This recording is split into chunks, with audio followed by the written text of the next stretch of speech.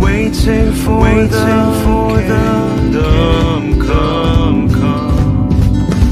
In His name, my Father. In His name, my Father. In His name, my Father. Jesus, I sing. In His name, my Father. In His name, my Father. In His name, my Father. Rejoice, I sing.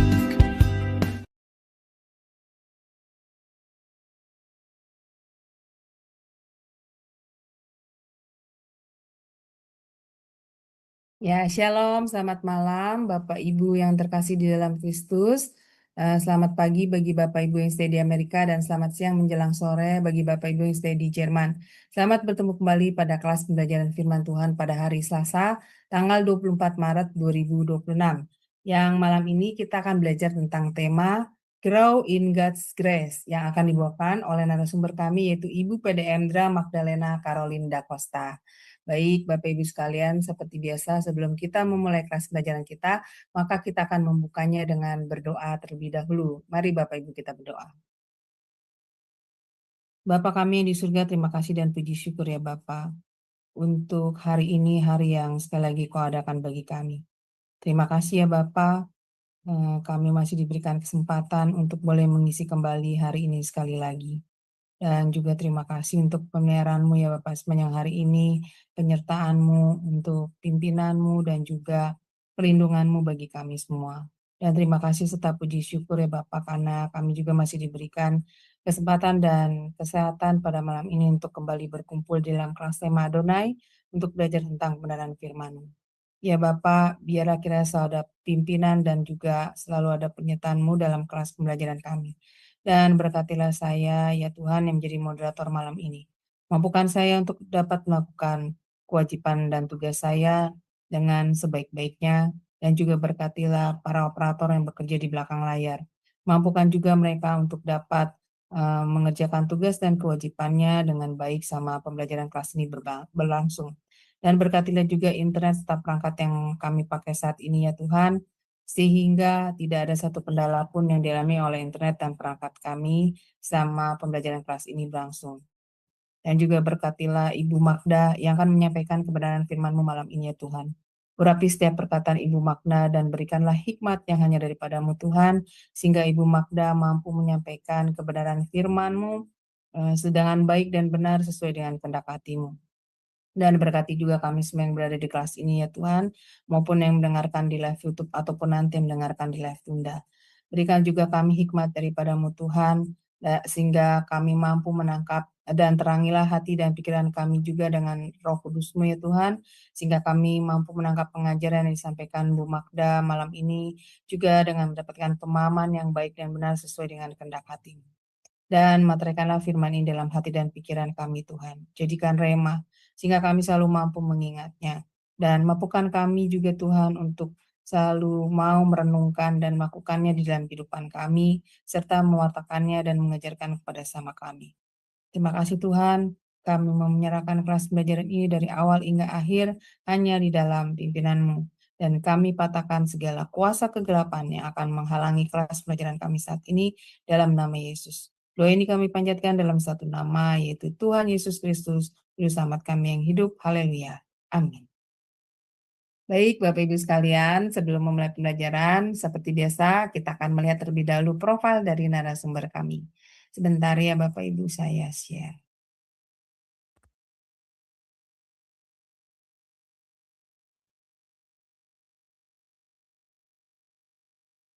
Shalom semua, selamat datang kembali di Zoom Shema Adonai dan di channel YouTube Cahaya Firman. Pada kesempatan kali ini kita akan berkenalan dengan pengajar kita yakni Ibu Pendeta Magdalena Caroline Da Costa dan berikut adalah profil singkat dari beliau.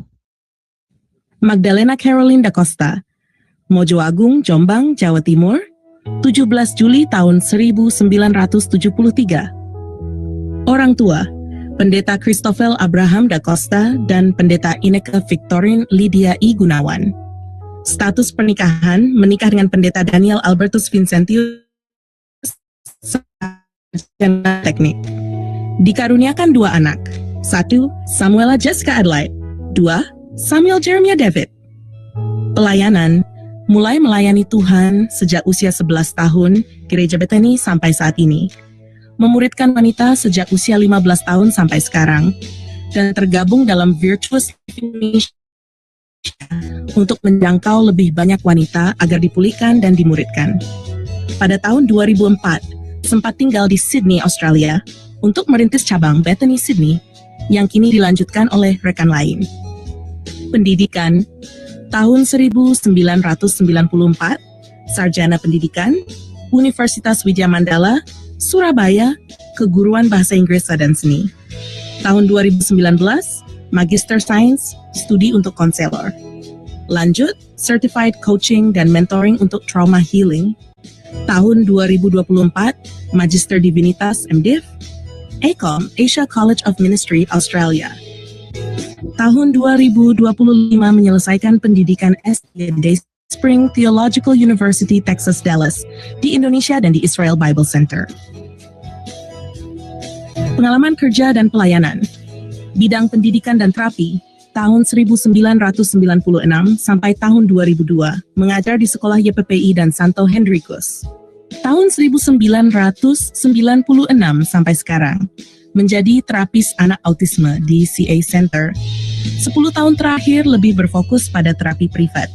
Tahun 2012 sampai tahun 2016, mendirikan sekolah Royal Family untuk anak-anak kurang mampu. Tahun 2004 sampai sekarang, mengajar di Dayspring Theological University, Texas, Dallas, di Indonesia. Bidang konseling dan mentoring. Tahun 2019 sampai sekarang, tergabung di Virtuous Life Indonesia sebagai pemimpin, pelatih, dan mentor. Tahun 2020 sampai sekarang, tergabung di Blessing Counseling sebagai konselor. Tahun 2021 sampai Mei tahun 2024, asisten admin dan akademik di Blessed Bible College Online, Bali. Tahun 2022 sampai sekarang, asisten di Asia College of Ministry, Australia, di Indonesia.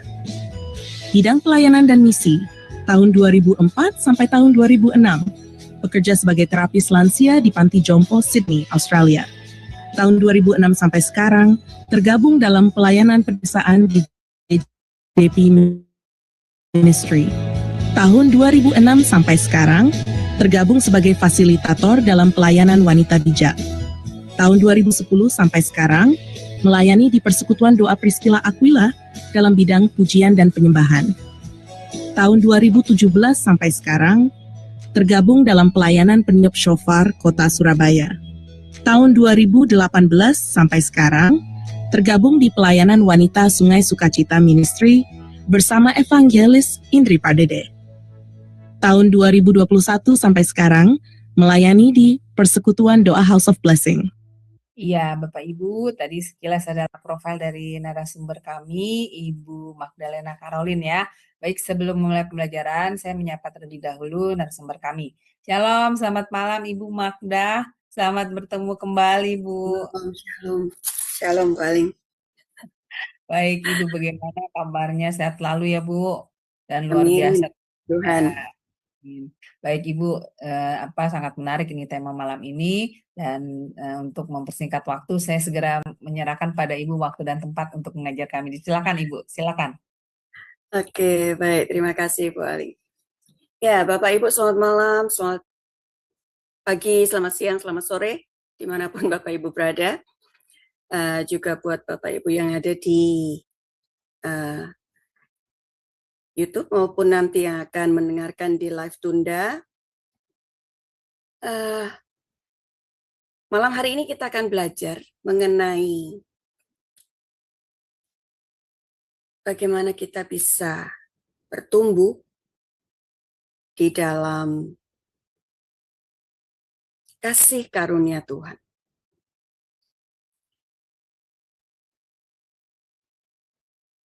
Grow in God's grace itu seperti apa? Tadi ada yang tanya, Bu Aling tadi tanya, kayak apa sih Bu? Gitu. Kira-kira kalau menurut Bapak Ibu, bertumbuh di dalam kasih karunia Tuhan. Itu seperti apa?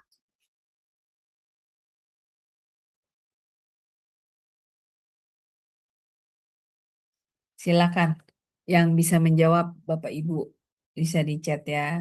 Yang sudah co-host bisa langsung menjawab, silakan. Bu Erni, bagaimana Bu? Ibu Heni, oh ya Ibu Heni sedang bekerja. Bagaimana? Saya lupa Bu. Siapa ini? Ya, silakan yang tahu di chat Pak Ahok, silakan bertumbuh dalam kasih karunia. Kalau saya Bu masih bingung Bu. Maaf. Saya masih bingung ini. Iya. Yang lain yang bisa menjawab silakan. Iya. Bagaimana? Wah, suaranya nggak ada. Kurang keras kah? Mungkin sama Bu dengan saya. Bingung Bu. Bingung ini. Oke. Iya. Silakan Saya dilanjutkan coba, Ibu Mas. oke, saya coba share screen ya Bapak Ibu ya. Iya.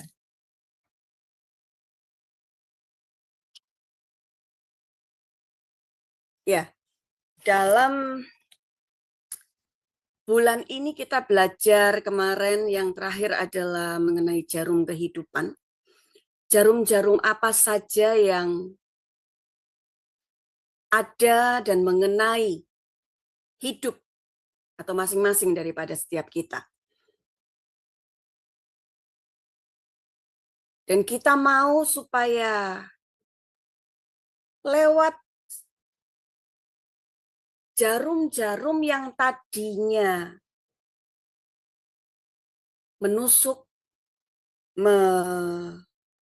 menghujam gitu ya, bahasanya, jadi supaya mungkin kalau orang-orang yang bilang, kenapa kok kayaknya apa ya, tajam banget gitu ya. Karena ketika kita tertusuk oleh sesuatu yang saya tadi kasih tanda kutip ya, jarum saja itu pasti sakit gitu. Makanya saya 2 minggu lalu saya bilang gini, saya takut kalau ke dokter. Jadi kalau saya sakit dan kemudian mau dibawa ke dokter, itu seperti apa ya? Tiba-tiba saja saya bisa bilang saya udah sembuh gitu. Karena apa? Takut. Tetapi itu memiliki satu efek bahwa ternyata setiap jarum-jarum yang nantinya akan ditusukkan ke saya mungkin begitu saya masuk ke rumah sakit itu seharusnya membuat saya jadi sehat gitu ya. Dan seperti itulah ketika kita membawa setiap jarum yang ditusukkan ke dalam hidup kita, itu bisa menjadi kekuatan yang Tuhan berikan di dalam kehidupan masing-masing kita. Dan lewat setiap jarum-jarum itu, maka setiap kita bisa grow in God's grace. Bisa bertumbuh di dalam setiap kasih karunia Tuhan. Kita mungkin bagaimana bisa, kita kan sudah lagi ditusuk. Terus gimana caranya bisa bertumbuh? Ketika hati kita sakit, ketika kita terluka, ketika kita kecewa, ketika kita sakit hati, gimana caranya bisa bertumbuh? Nah, coba Bu Aling bacakan Lukas 13 ayat yang ke-6 sampai ayat yang ke-9. Ya, baik Bu. Lukas 13 ayat 6 sampai dengan 9. Demikianlah firman Tuhan. Lalu Yesus mengatakan perumpamaan ini. Seorang mempunyai pohon ara yang tumbuh di kebun anggurnya, dan ia datang untuk mencari buah pada pohon itu. Tetapi ia tidak menemukannya. Lalu ia berkata kepada pengurus kebun anggur itu, "Sudah 3 tahun aku datang mencari buah pada pohon ara ini, dan aku tidak menemukannya. Tebanglah pohon ini, untuk apa ia hidup di tanah ini dengan percuma?" Jawab orang itu, "Tuan, biarkanlah dia tumbuh tahun ini lagi. Aku akan mencangkul tanah sekelilingnya dan memberi pupuk kepadanya. Mungkin tahun depan ia berbuah. Jika tidak, tebanglah dia." Amin. Ya, amin. Bapak Ibu begini, setiap kita ketika kita sedang belajar mengerti apa yang namanya kasih karunia, kita sedang masuk di dalam satu perjalanan bersama dengan Tuhan. Dan perjalanan itu bukan satu perjalanan yang nyaman, yang enak, sehingga kita bisa menjalaninya dengan mudah. Tetapi ketika kita sedang masuk di dalam perjalanan kasih karunia, artinya kita sedang begini, kita ini lagi dalam pertumbuhan. Seperti seorang bayi, ketika dia bertumbuh, itu nggak akan langsung tiba-tiba usia 5 tahun kan? Tetapi mulai hari dulu, bulan, minggu, bulan, masuk ke tahun. Dan itu membutuhkan satu perjalanan. Di dalam Lukas, Dr. Lukas bilang begini, kasih satu cerita bahwa ada orang yang punya pohon ara, tetapi sudah bertumbuh sekian lama, dia tidak mengeluarkan buah, tidak menghasilkan buah.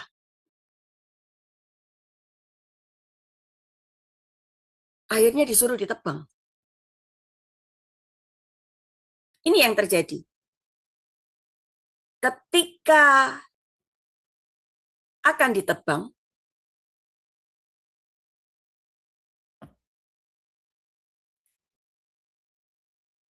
dia bilang begini, kasih waktu ya, siapa tahu tahun depan bisa menghasilkan. Rencana Allah kepada setiap kita anak-anaknya, yaitu supaya kita ini semua bertumbuh sempurna melalui dari kita bertobat. Itu kita akan naik ke atas, bukan turun ke bawah, tetapi naik. Itu bertumbuh secara sempurna. Sama 2 minggu lalu kita belajar apa? Ketika kita makan sesuatu yang instan, itu nggak sehat. Sesuatu yang instan, hasilnya itu ya instan. Jadi sewaktu-waktu bisa rusak, sewaktu-waktu bisa dibuang. Karena apa? Karena sesuatu yang instan itu baik bumbunya, baik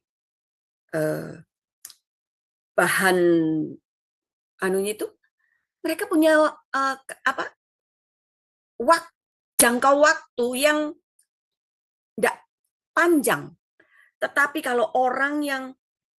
kalau kita masak makanan yang kita olah, yang kita tahu bagaimana cara, kita tahu, oh ini bisa tahan sampai segini, bisa sampai segini. Dan itu menghasilkan rasa yang memang enak dan sehat. Instan memang mungkin, wah kayaknya bisa ya, nanti kalau misalnya kita ada WHF lagi, work from home lagi, kita kerja dari rumah lagi, itu kira-kira bisa lah ya kita apa istilahnya, nandon ya, beli ya sebanyak mungkin makanan instan. Tapi apakah itu menyehatkan tubuh kita? Enggak. Makanya kenapa ada banyak hamba Tuhan yang bilang, kalau bisa punya tanaman yang tumbuh-tumbuhan, sayur-sayuran, buah, yang itu bisa membantu ketika masa-masa nanti ketika kita memang harus ada di rumah lagi, itu tidak akan membuat kita terganggu. Bertumbuh secara sempurna mulai dari kita bertobat, artinya terus ke atas kepada Kristus. Tapi ada banyak dari setiap kita itu suka yang instan, kita tidak mau menjalani yang namanya prosesnya. Minggu lalu kita belajar apa? Proses membuat mie itu makan waktu. Kalau mie instan kan sudah ada, tinggal digodok aja.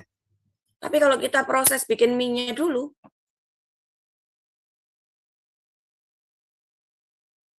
mulai dari tepung, mulai dari dikasih telur, dikasih air, kemudian diuleni, semua butuh waktu dan butuh tenaga.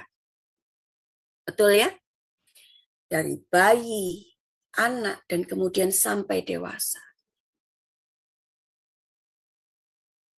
Pertumbuhan itu butuh proses. Makanya kenapa ketika ada banyak jarum yang menusuk, Tuhan itu mau gini, kamu sudah siap, kamu sudah ready. Sehingga ketika ada tusukan yang lain yang mungkin sama sebetulnya, tapi dari orang yang berbeda, kamu tidak akan istilahnya sudah kebal untuk hal yang seperti itu. Aduh, ini mainan gitu ya. Ini tidak akan bisa nyakitin aku lagi, ini tidak akan bisa bikin aku jatuh lagi. Tapi ada berapa banyak daripada setiap kita melewatkan apa yang namanya proses. Karena kita lebih suka apa yang namanya instan. Coba kita baca di Ibrani pasal yang ke-6, ayat yang pertama. Ya, Ibrani 6 ayat 1, demikianlah firman Tuhan. Sebab itu marilah kita tinggalkan asas-asas pertama dari ajaran tentang Kristus dan beralih kepada perkembangannya yang penuh. Janganlah kita meletakkan lagi dasar pertobatan dari perbuatan-perbuatan yang sia-sia dan dasar kepercayaan kepada Allah. Amin. Ya, amin. Yang menjadi masalah adalah begini. Pertumbuhan itu memang butuh proses. Tetapi masa di mana kita menjalani apa yang namanya proses pertumbuhan, itu selalu ada yang namanya apa? Hambatan. Pertanyaannya, kira-kira hambatan apa saja yang suka atau seringkali mengganggu setiap Bapak, Ibu, dan saya dalam perjalanan pertumbuhan rohani kita? Waling, Ya, apa? ego, Bu. Ego, apalagi? Kemalasan. Alasan. Oke, apalagi? Keras kepala, Bu. Oke. Yang lain ada? Ya, silakan. Ayo, Ibu Erni. Ya, silakan yang lain boleh di chat ya. Yang tidak co-host boleh di chat, silakan. Partisipasinya. Ya. Sepertinya bingung. Ya, silakan Ibu. Ya. Silakan Bu, Dalam dilanjutkan. pertumbuhan itu ada penghambat. Selalu, dimanapun. Jadi makanya Bapak Ibu enggak usah kaget ketika kita bertemu, ketika kita lihat seseorang. Lah, kemarin baru ketemu di sini, di gereja A. Tiba-tiba dia, berapa bulan lagi dia ada di gereja B. Berapa bulan lagi dia ada di gereja C. Berapa bulan lagi ada di D. Kenapa? Seperti yang tadi Bu Aling bilang, penghambat-penghambat itulah yang membuat kita tidak bisa bertumbuh. Dunia, kedagingan, dan si jahat.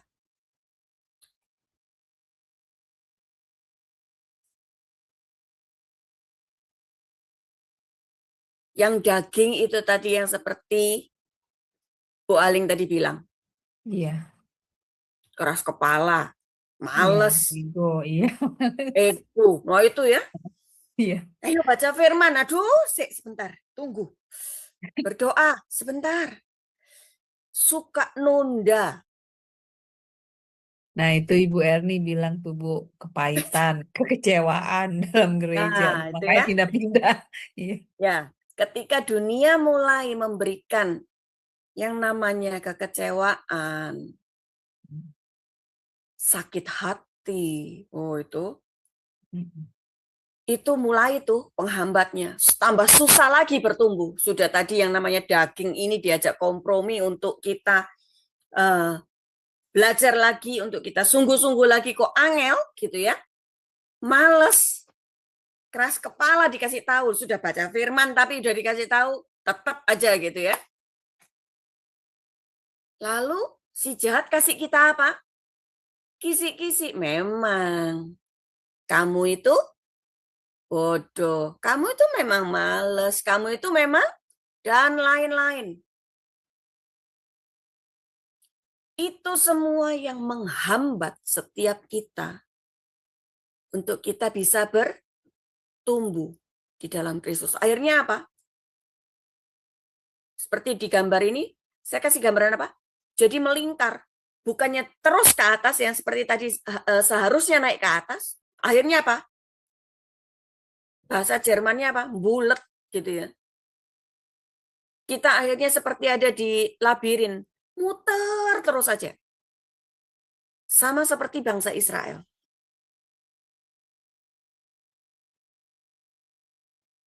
Tuhan bawa melalui pimpinan Musa, bangsa Israel untuk bisa keluar dari Mesir, masuk ke tanah Kanaan.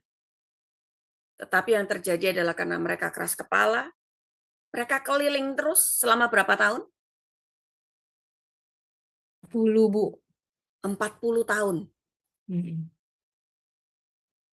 Padahal perjalanan dari Mesir ke Kanaan harusnya hanya memakan waktu 7 hari. 40 hari. Oh iya, 40 hari. 40 hari jadi 40 tahun. Oh, Jalan kaki, Bu Aling. iya benar. Iya, Bu. Ya, itu bisa tiba-tiba jadi 40 tahun. Bapak Ibu bisa dibayangkan ya. Kita yang berjalan, katakanlah mungkin kalau dari rumah saya pergi, di sini ada mall ke TP itu sekitar ya, kalau kita saya jalan kaki ya bisa 1 jaman lebih lah ya. Itu aja sampai sana saya mungkin sudah tidak mau jalan-jalan. Betul ya Bu Aling ya? Kita kalau udah jalan kaki dari rumah pergi sampai sana, kita mungkin sudah nggak mau jalan-jalan lagi. Iya. Kita maunya capek, duduk, ya, duduk, minum, udah. Iya. Istilahnya istirahat.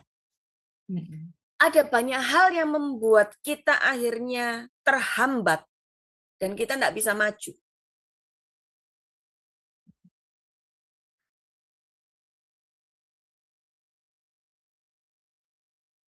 Dan yang paling menyakitkan adalah ketika si jahat itu terus membisikkan bahwa memang kita tidak pantas untuk terus maju ke depan, untuk bisa terus bertumbuh, untuk terus bisa melangkah, memasuki era yang baru, memasuki wilayah yang baru, kelas yang baru. Kayaknya kita dibilang tidak layak, kamu tidak pantas kamu ada di situ. Itu yang membuat akhirnya kita tersendat dan berhenti bahkan jalan di tempat. Untungnya adalah ketika bangsa Israel 40 tahun ketika mereka berjalan, Tuhan itu kalau nggak baik itu dan luar biasanya, itu mungkin nggak ngerti ya. Tapi kita lihat Tuhan kita. Kasut yang orang-orang atau bangsa Israel yang gunakan pada waktu itu. Nggak tidak rusak, tidak robek, tidak lobang. Tetap utuh. Lah kita baru pakai berapa bulan aja kadang-kadang sudah nggak karu-karuan tuh sepatu. Sehingga kita harus beli lagi yang baru. Tapi ini 40 tahun mereka berjalan dan itu jalannya apa? Di padang gurun. untuk mereka bisa sampai di situ. Ini kita bisa melihat bahwa sebebal-bebalnya bangsa Israel, Tuhan tetap sayang sama mereka. Tapi jangan berarti bahwa ketika kita membaca itu, kemudian kita melihat bahwa, oh tak apa-apa, berarti Tuhan tetap sayang. Enggak juga. Sekalipun sayang, tetap dihajar. Supaya apa? Supaya kita bisa terus bertumbuh.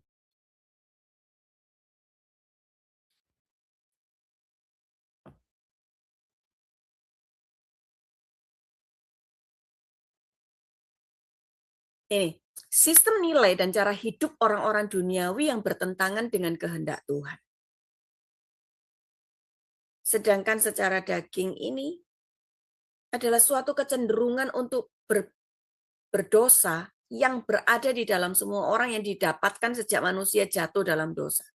Jadi dunia itu tadi adalah sistem nilai dan cara hidup orang-orang duniawi yang bertentangan dengan kehendak Tuhan. Semua yang Firman bilang jangan, dunia bilang enggak apa-apa, gitu ya. Silahkan.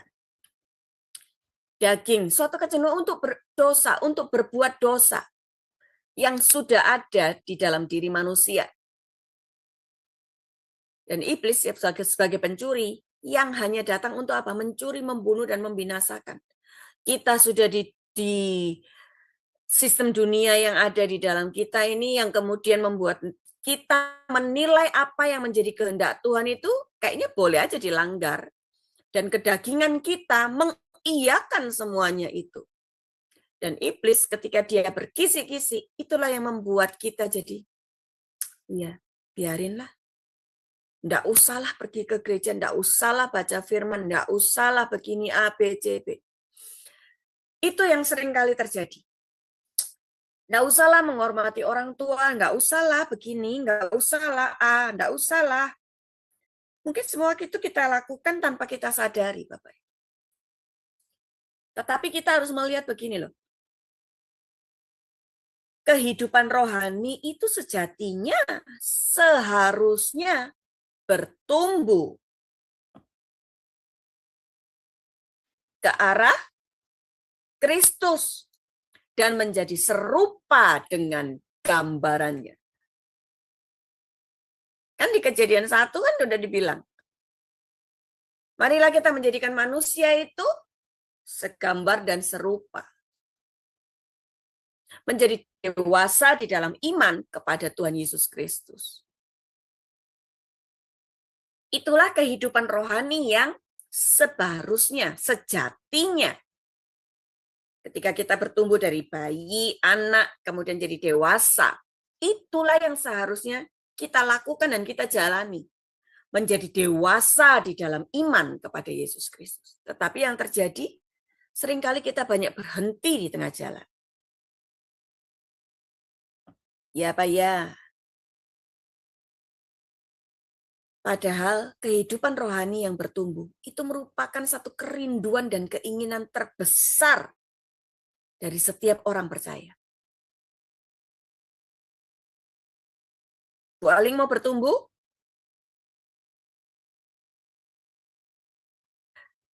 Bu Erni mau bertumbuh? Bu Heni mau bertumbuh? Saya kira semuanya pasti mau bertumbuh. Begitu juga dengan saya. Saya mau bertumbuh. Itu merupakan kerinduan setiap kita ketika kita menerima keselamatan dan menjadikan Yesus sebagai Tuhan dan Juru Selamat pribadi kita. Kita kepingin bertumbuh. Tapi masalahnya kok angel ya?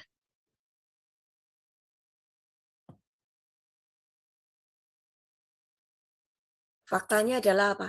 Orang terus-menerus gagal untuk bertumbuh. Stagnan. Seperti tadi saya bilang, labirin. Muter terus. Dari kekecewaan satu ke kekecewaan yang lain. Sakit hati yang satu, sakit hati yang lain. Terus. Semua. Bertobat, bertobat. Tapi ya itu tadi, keliling terus.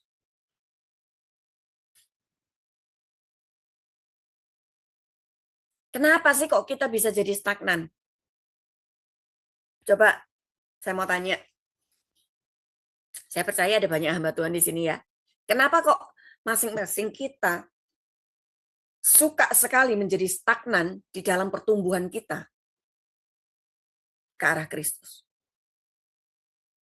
Silakan. Silakan Bapak Ibu memberikan pendapatnya.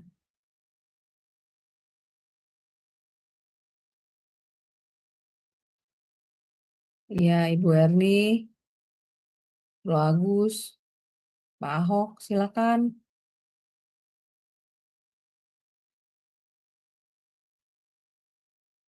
Pak Adi, Pak Nadi. Di chat boleh ya, yang tidak mempunyai co-host.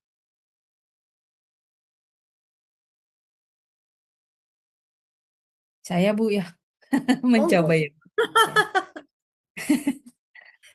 Kenapa kok Apakah, jadi stagnan? apakah karena tidak punya hati yang lembut ya Bu ya, yang tidak mau taat gitu. Hati yang keras sih. Terus kira-kira apa lagi? Ya, siapa lagi yang bisa membantu? Sudah sekolah Bertanya Kak, Alkitab. Ayo, sudah sekolah tadi Alkitab.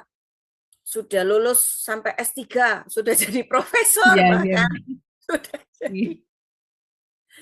Tapi kenapa kok stagnan ya? Gitu. Pengetahuannya dalam loh tentang firman. Iya. Kenapa kok bisa jatuh? Ntar kita menjawab, kan masih daging, Bu. Iya bener Bu, banyak yang alasannya begitu. Ya kan? Kan Iya. kita masih hidup dalam daging, Bu. Ya, masih bisa jatuh. Iya. Betul. Tetapi kita kan harus terus bertumbuh, nggak jatuh terus diam aja di tempat.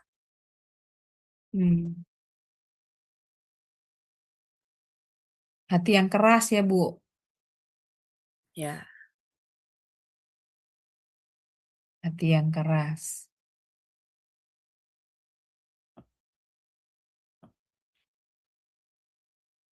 Nah, kita lihat. Pelayanan banyak ya. Pelayanannya dari hari Senin sampai Senin lagi. Dari pagi bisa sampai malam. Bu Aling misalnya contoh. Bu Aling besok bisa ya nemenin aku ya? Waduh nggak bisa, aku ada FA. Yeah. Selasa. Wah nggak bisa. Rabu, apalagi. Nah terus. Penuh pelayanannya. Pengetahuan kelihatan semakin bertambah. Sekolah Alkitab. Dari sekolah Alkitab yang satu pergi ke yang lain, ke yang lain, ke yang lain. Kelihatannya berkat berlimpah. Ngajar. Oh, enggak cuma sekedar jadi kita belajar, tapi kita akhirnya mengajar. Contoh saya gitu ya. Ngajar. Belajar di mana-mana. Tapi kok tetap emosian katanya. Apakah setelah kita lulus dari S1, S2, S3, kita sudah bisa mengontrol emosi kita dengan baik? Belum tentu.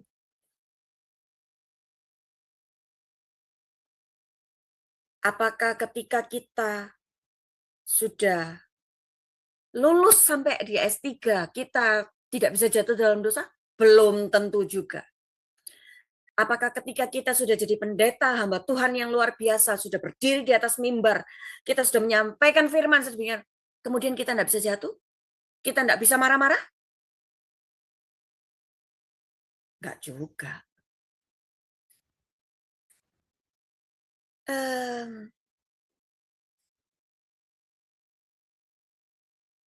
Kita ini masih bisa marah. Ada yang tanya ya, kenapa kok saya masih bisa emosian?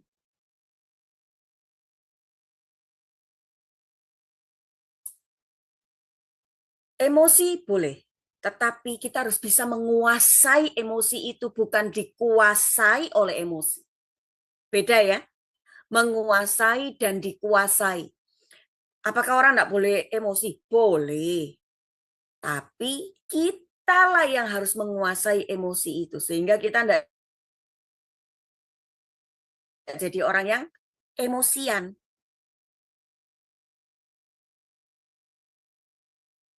Gimana caranya? Ketika kita bisa mendekat terus sama Tuhan. Tuhan itu akan dengan apa ya? Waktu kita baca firman, maka firman itulah yang akan mengontrol pikiran dan hati kita. Apakah saya tidak pernah marah-marah? Walah, ya marah-marah. Kan gitu ya, ya marahlah gitu. Ketika anak saya mungkin nggak nurut, ya saya marah lah. Ketika saya mungkin dalam mengerjakan sesuatu tidak menghasilkan seperti yang saya mau, saya ada rasa apa yang nggak puas, rasa emosi, itu pasti ada gitu. Tetapi bukan itu yang menjadi tuan atau tujuan saya di dalam saya mengerjakan sesuatu. Tetapi begini, ketika saya dikasih kesempatan sama Tuhan belajar sampai saat saya selesai doktor, 2 lagi ya gitu dokter. Tapi bukan itu kan tujuannya. Apakah terus itu jadi jaminan bahwa saya nanti tidak bisa emosian dan tidak bisa jatuh? Bukan itu tujuan dan jaminannya. Tetapi adalah bagaimana cara kita mengaplikasikan itu di dalam setiap kehidupan kita. Gampang? Enggak. Makanya pelayanan mungkin kelihatan tambah banyak. Pengetahuan kelihatannya bertambah, tetapi apakah itu membuat setiap kita jadi betul-betul bisa mengaplikasikannya dalam kehidupan? Belum tentu, karena saya juga belum lihat itu diaplikasikan oleh banyak orang yang mereka mungkin sekolah teologi, pelayanan, jadi gembala, di mana-mana. Belum semua bisa mengaplikasikannya dengan baik. Seperti yang Tuhan mau. Tidak gampang. Jadi pengajar firman. Tidak mudah. Makanya apa? Setiap kali mau ngajar. Makanya saya selalu bilang bahwa firman itu adalah pedang bermata dua. Diajar dulu sama Tuhan. Baru saya bisa ngajar. Percaya enggak, Bapak? Ya Bu Aling ya. Seperti minggu lalu ketika kita belajar mengenai jarum kehidupan. Needle of life. Saya merasakan dulu itu yang namanya jarum-jarum itu menusuk kehidupan saya. Sehingga makanya saya bisa bicara mengenai itu. Ketika saya tidak bisa, belum keluar atau belum lulus dari situ, saya tidak bisa bicara karena saya tidak tahu rasanya. Iya, betul. Saya nggak tahu tuh rasa sakitnya ketika orang ditusukin. Ntar waktu mungkin ada ibu-ibu yang tanya, bapak-bapak yang tanya, ini terus gimana Bu caranya? Saya bingung dong. Saya nggak tahu caranya. Sekalipun saya ngajar, oh itu nanti caranya begini. Magda pernah ngerasain nggak? Enggak. Lah kan susah. Makanya itu pengalaman itu biasanya kita alami terlebih dahulu. Saya alami terlebih dahulu supaya saya bisa membagikan kepada Bapak Ibu.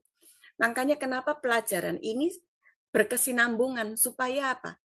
Oh, dari yang kemarin makanya waktu jarum itu ditusukkan. Kenapa kok saya akhirnya bisa menguasai emosi saya sehingga saya tidak emosian lagi? Kasih karunia Tuhanlah yang memampukan.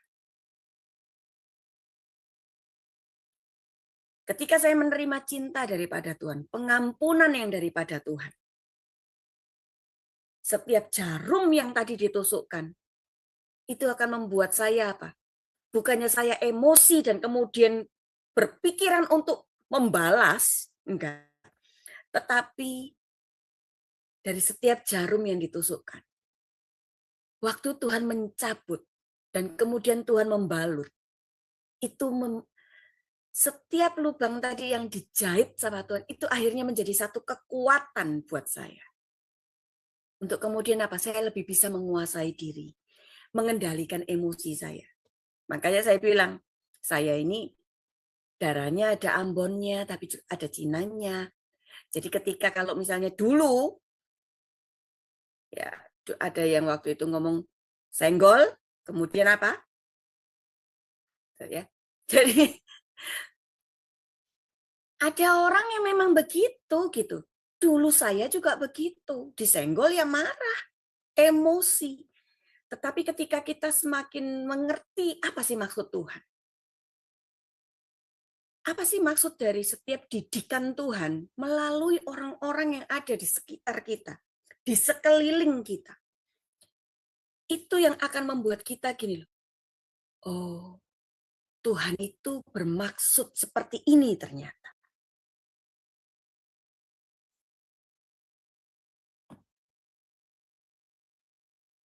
Tidak mudah. Tapi mari kita belajar. Gimana caranya? Udah belajar, sudah melayani, sudah berkat terus mengikuti, bahkan kelihatannya berlimpah. Tapi gimana kok bisa terjadi? Karena ini. Kita lihat. Di awal tadi saya bilang bahwa dunia itu membuat pandangan dan penilaian yang akhirnya membuat kita jadi salah di dalam menilai dan memandang. Dan kedagingan kita, itu yang membuat kita, karena kita ini loh, keturunan, kita ini ada dari keturunan Adam, Hawa dulu, dosa itu sudah ada ketika kita lahir. Kemudian, dari perjalanan itu, ada pengalaman. Yang menghasilkan apa? Trauma. Kita akhirnya mengalami apa yang namanya kekecewaan. Nilai-nilai inti di dalam dunia yang seharusnya tidak kita dapatkan dalam artian kita tidak perlu ya sampai ditipu. Tetapi karena nilai dunia sudah kita dapati salah dari cara kita memandang, cara kita menilai, penipuan. Itulah yang membuat kita bereaksi salah. Dan kemudian dari pola ini ada yang namanya gini, kebiasaan menghasilkan sesuatu hal yang cenderung yang membuat kita terus-menerus berbuat dosa. Loh aku enggak kepingin loh berbuat dosa, tapi kok kayaknya terus ya. Ya itu tadi. Karena kita ini, dari awal kita ini manusia berdosa. Reaksi negatifnya. Tetapi ketika kita akhirnya ketemu sama Tuhan, melalui cinta pertamanya kita ketemu sama Tuhan, kita dikuduskan. Nah, yang jadi masalah, pola kudus ini tadi tidak kita jalani dengan sungguh-sungguh. Karena sisi manusia kita lebih suka yang namanya proses instan daripada menjalani setiap perjalanan itu sampai jadi.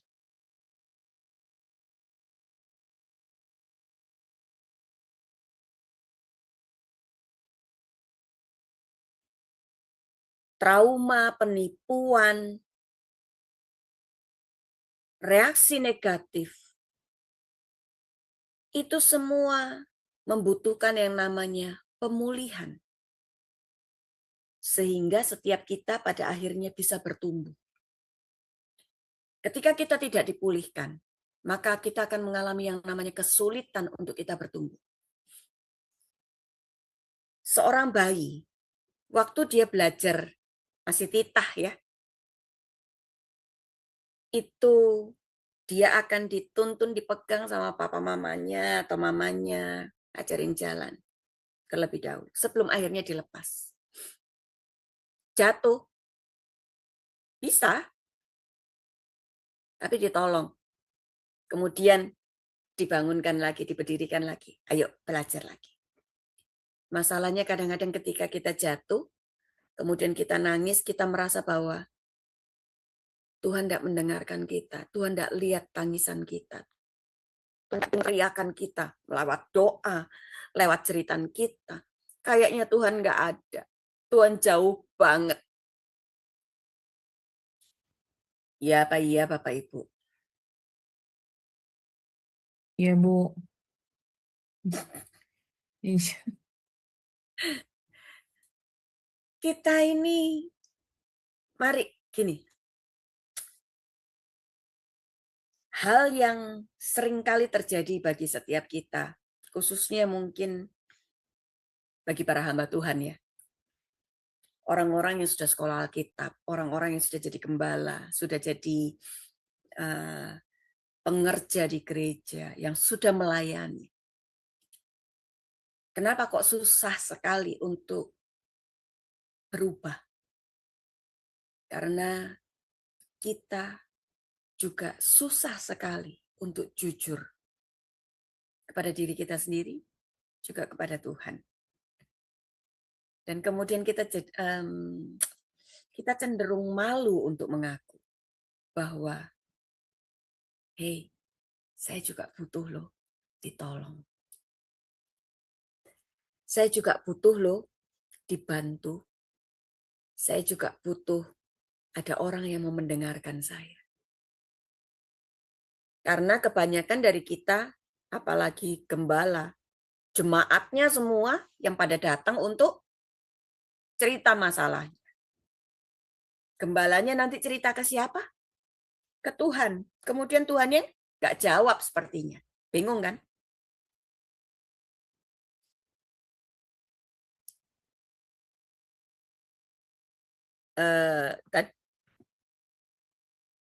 Waktu anak saya yang perempuan kemarin baru pulang sebentar sih ya. Pulang akhirnya sebelum dia balik lagi ke tempat dia belajar, sama papanya itu dia dipijet gitu ya. Nah, setelah anak saya yang perempuan, saya bilang, aku ya Pak, gitu. Gantian. Bagus, katanya suami saya gitu ya. Terus aku nanti siapa yang mijet? Loh, nanti kamu. Saya bilang, oh nanti tak pijetin. Nggak mau. Karena dia tahu kalau saya mijet juga, saya nggak bisa mijet ya Bapak Ibu ya gitu. Jadi bukannya mungkin tambah enak, tambah sakit semua gitu ya. Nah, itu yang sering kali terjadi. Seringkali kita itu menerima cerita luka dari orang lain. Kemudian cerita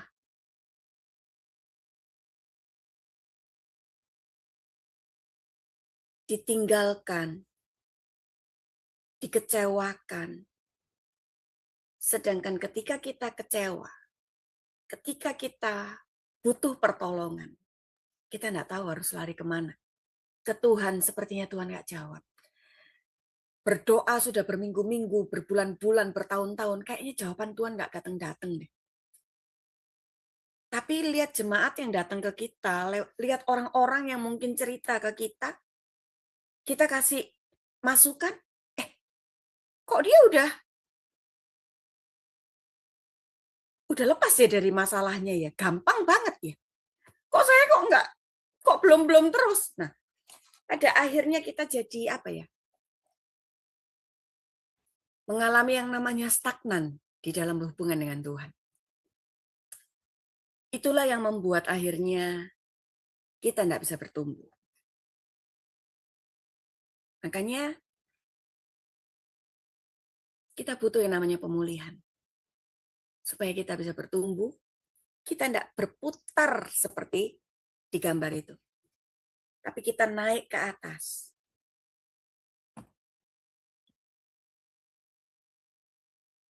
Adakah tools atau alat bantu untuk bertumbuh? Pasti ada. Ketika Tuhan mengingatkan setiap kita, Dia pasti sudah menyediakan jawabannya. Alkitab memberikan jawaban bahwa untuk bertumbuh di dalam kasih karunia ada tools-nya, ada alat bantunya. Nah, apa saja? Coba kita lihat. Masalah, tantangan, dan penderitaan di dalam hidup. Apa tools-nya? Coba kita baca di Timotius pasal yang ketiga, ayat 11 sampai 12. Ya. Timotius 3 ayat 11 sampai dengan 12. Demikianlah firman Tuhan. Engkau telah ikut menderita penganiayaan dan sengsara seperti yang telah kuderita di Antioquia dan di Ikonium dan di Listra. Semua penganiayaan itu kuderita dan Tuhan telah melepaskan aku daripadanya. Memang setiap orang yang mau hidup beribadah di dalam Yesus Kristus akan menderita aniaya. Amin. Nggak enak ya dengarnya ya. Bacanya nggak enak ya. Iya. Memang setiap orang yang mau hidup beribadah di dalam Yesus Kristus akan apa? Cerita aniaya. Menderita. Kata-kata menderita aja udah bikin kita keder. Mm-mm. Tuhan masa ikut kamu aja harus menderita dulu ya. Gitu.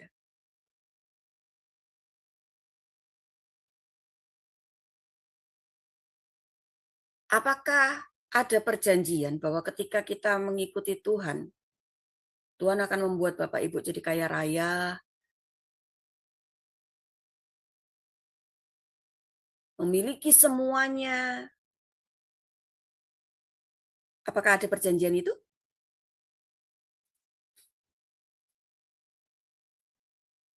Yang Tidak saya tahu ada. adalah begini. Nggak ada.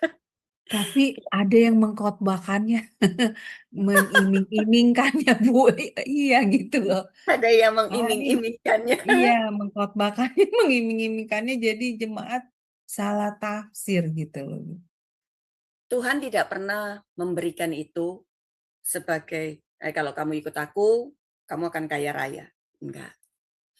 Tetapi menderita aniaya. Bahkan dikatakan waktu ada anak muda yang kaya, dia datang kepada Yesus, yang dia lakukan apa? Tuhan ngomong apa? Pergi, jual, Semua hartamu. lalu bagikan dan Ikut aku. Iya, ikut bagikan. aku. Iya. Punya harta banyak, tapi sama Tuhan suruh pergi, jual, baru ikut. Bisa dibayangkan? Jadi nggak boleh kaya? Boleh. Siapa yang bilang nggak boleh kaya? Tetapi ketika kita kaya pun, kekayaan yang kita punya, itu kita hanya sebagai pengelola. Apakah Bapak Ibu yang kaya sudah bertanya, ini untuk apa? Apakah buat saya bisa jalan-jalan, bisa berfoya-foya? Enggak. Ada kalanya kita salah di dalam membaca setiap firman yang ini loh, Tuhan perlihatkan kepada setiap kita. Bahkan kalau Bapak Ibu mau baca, mau pelajari dari murid-murid Tuhan, apakah mereka semua hidupnya sampai di hari akhirnya enak? Tidak, Bu. Nggak ada yang enak loh Bapak Ibu. Iya. Masuk penjara, matinya Petrus disalibkan dengan kepala di bawah. Ada yang dimasak. Betul ya? Ada yang dirajam batu. Tidak ada yang nikmat hidupnya. Waduh, Gak ada. Tapi yang Tuhan janjikan adalah begini loh.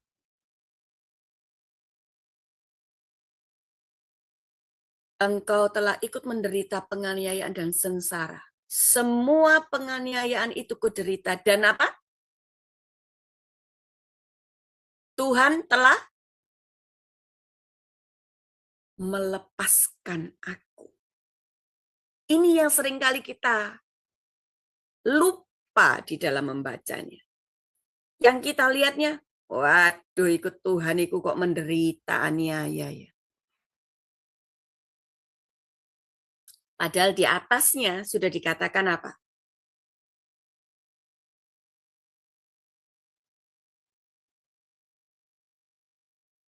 Tuhan melepaskan. Artinya kita bisa melewatinya. Kita bisa menang atas setiap penderitaan, atas setiap proses yang sedang kita jalani bersama dengan Tuhan. Tuhan telah melepaskan aku daripadanya. Seringkali ini yang buat kita marah-marah kan sama Tuhan. Tuhan itu enggak nolong aku. Sejarah membuktikan bahwa pertumbuhan iman dan kedewasaan rohani yang dialami itu justru ketika orang percaya gereja Tuhan itu hanya mengalami tantangan, masalah, juga penderitaan.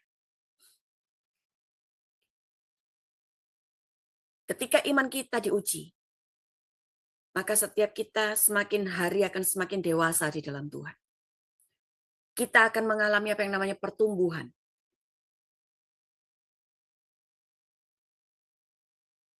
Kita tidak begitu saja jadi seseorang yang bisa berdiri sampai kita ada pada malam hari ini, sore hari ini, siang hari ini, pagi hari ini, dimanapun Bapak Ibu ada.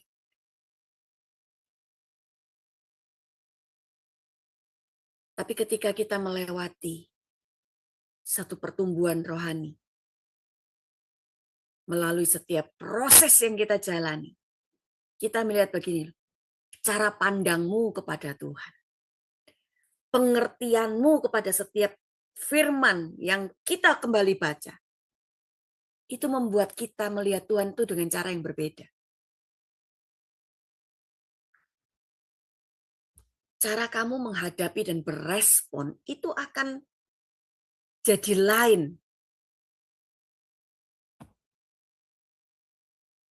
Ada banyak tokoh-tokoh di dalam firman yang mengalami tantangan dan penderitaan di dalam hidup, tetapi mereka tetap bertumbuh di dalam kasih karunia Tuhan.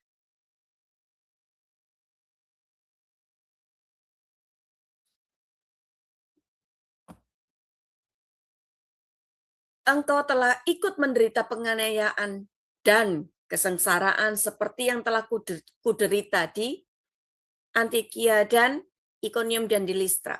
Memang setiap orang yang mau hidup beribadah di dalam Kristus Yesus akan menderita aniaya. Di 2 Timotius 3 ini dia. Kita melihat ini kayaknya ya Tuhan. Menderita, dianiaya, itu ternyata merupakan tools atau alat bantu untuk kita bisa bertumbuh dalam kasih karunia Tuhan. Lah kok nggak enak ya Bu ya toolsnya. Ternyata harus menderita dulu dan dianiaya. Kira-kira gimana Bu Aling? Bertahan nggak nih? Harus ya Bu. Harus bisa bertahan karena memang hanya ini satu-satunya kuncinya ya Bu. Jalan untuk bisa bertumbuh. Dalam hal inilah kita pasti mengalami yang namanya apa? Providensia yang sempurna dari Tuhan. Pasti ada yang namanya apa?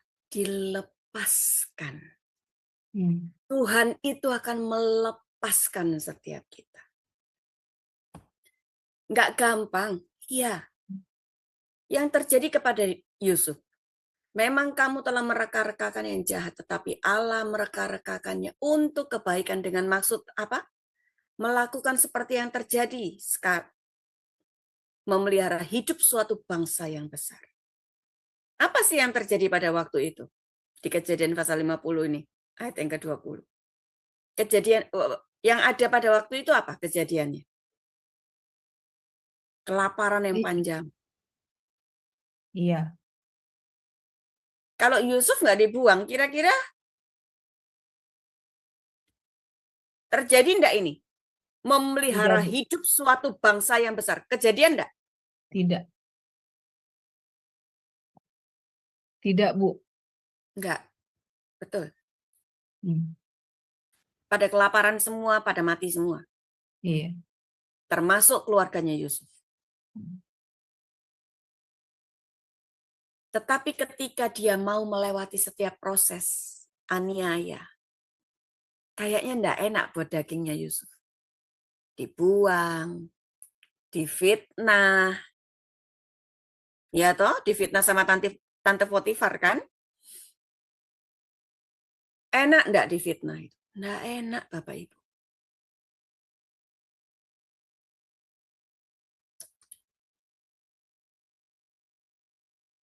Apalagi dibuang sama orang yang kita cintai. Yusuf dibuang sama siapa? Keluarganya loh, sama kakak-kakaknya loh. Dijual.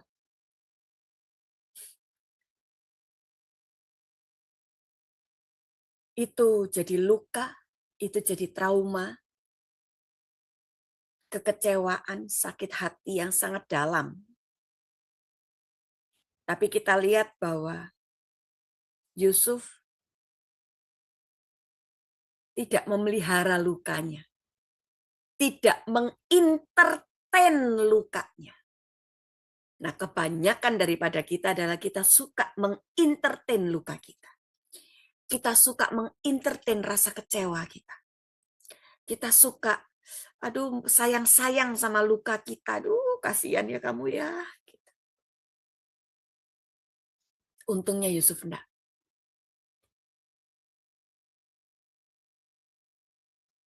Lalu ada siapa lagi yang Bapak Ibu tahu?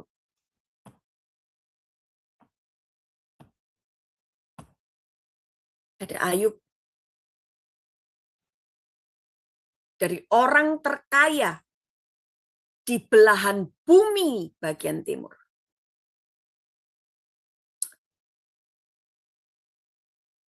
Tapi dalam satu malam, 10 anaknya mati. Harta bendanya habis. Ternak yang dia punya semuanya mati.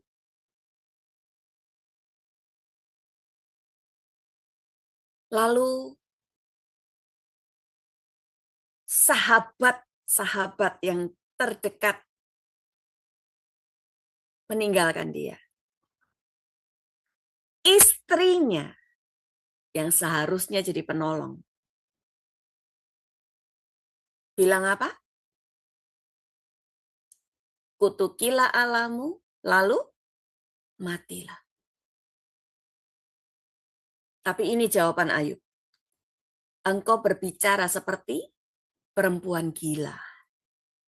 Apakah kita mau menerima yang baik daripada Allah, tetapi tidak mau menerima yang buruk?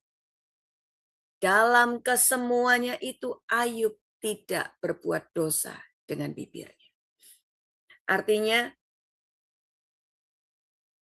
bibir kita, telinga kita, mata kita, tangan kita, kaki kita, seluruh tubuh kita bisa melakukan dosa.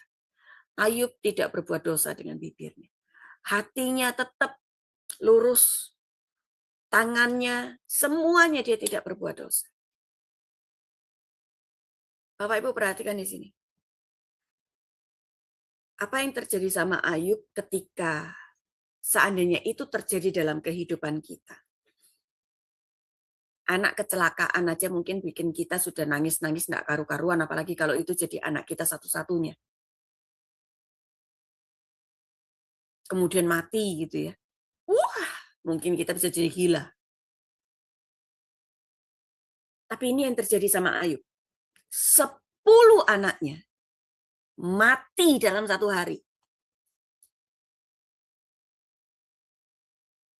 Itu kalau nggak gila hebat kan?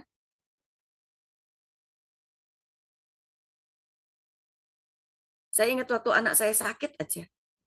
Suami saya itu sampai berdoa, Tuhan, pindahkan rasa sakit yang anakku rasakan ini loh ke aku. Itu kita sebagai orang tua yang di bumi. Baru sakit loh. Nah, apa yang Ayub alami ini, itu di luar nalar buat saya. Yang dia alami. Anak mati, semuanya. Istilahnya, dia dihabiskan sama Tuhan. Sampai 0. Ketika kita ada di titik 0 itulah tempat di mana Allah mulai bisa mengerjakan kita dengan luar biasa. Tapi masalahnya adalah, apakah Bapak, Ibu, dan saya mau diletakkan sama Tuhan sampai di titik 0? Itu yang jadi pertanyaannya. Di satu akhir jawaban daripada Ayub begini. Kalau dulu aku hanya mendengar dari kata orang. Tapi sekarang mataku sendiri yang melihat. Artinya,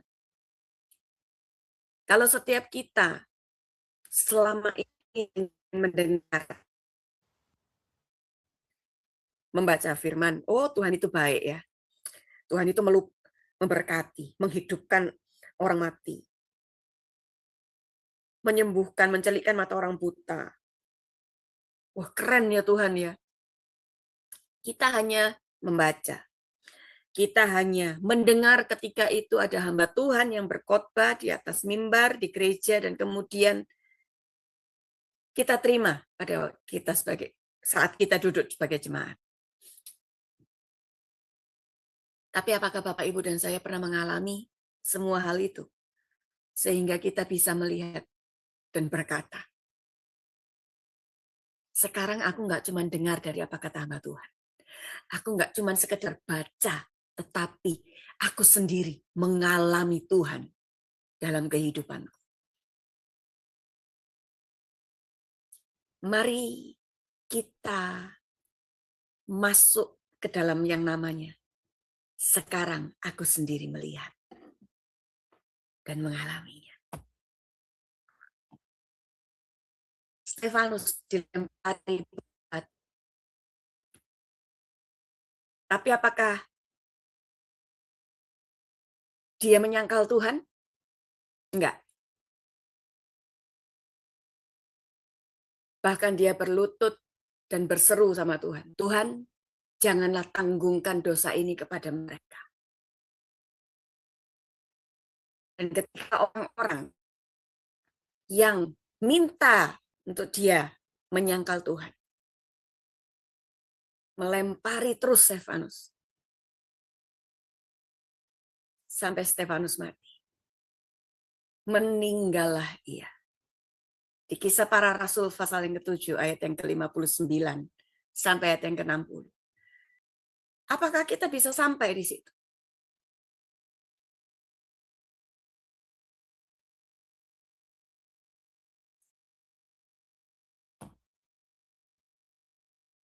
Paulus, apa yang dia katakan? Cukuplah kasih karuniaku bagimu. Sebab justru dalam kelemahanlah kuasaku menjadi sempurna. Karena itu aku senang dan rela di dalam kelemahan, di dalam siksaan, di dalam kesukaran, di dalam penganiayaan dan kesesakan. Banyak ya Bapak Ibu ya. Siksaan, kelemahan, sukar, penganiayaan, kesesakan. Oleh karena Kristus. Sebab jika aku lemah, maka aku kuat. Apakah kita bisa sama Tuhan. Di dalam proses pertumbuhan perjalanan kita, pengenalan kita, pengiringan kita kepada Tuhan. Aku senang dan rela Tuhan. Masih dalam kelemahan, di dalam siksaan, dalam kesukaran, penganiayaan, kesesakan. Enggak apa-apa Tuhan, aku senang. Bisa ngomong begitu? Saya tanya Bu Aling, bisa Bu Aling? Nggak bisa Bu, nangis darah. Wah, ini ngomongnya Paulus apa? Aku senang. Rela. Wah, keren ya Bapak Ibu. Iya, Senang ini. dan rela. Kita belum ada apa-apanya.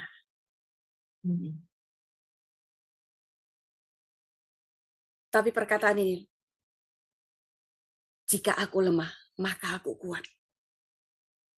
Makanya ketika jarum itu ditusukkan, biarlah Tuhan mengubah itu menjadi kekuatan bagi setiap kita. Bukan ketika ditusukkan, kemudian akhirnya kita nusuk orang lain lagi. Salahmu, kenapa kamu nusuk aku? Nah, bukan itu.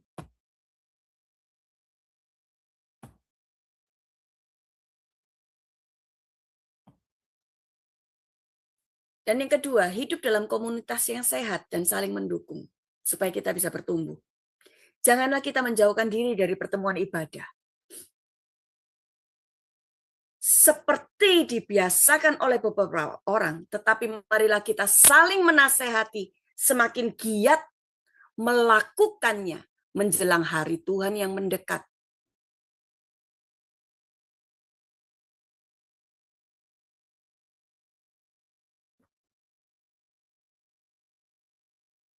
Carilah komunitas yang membangun, carilah komunitas yang sehat. Bergabunglah di situ, bertumbuhlah di situ. Tetapi saya juga mau pesan Bapak Ibu.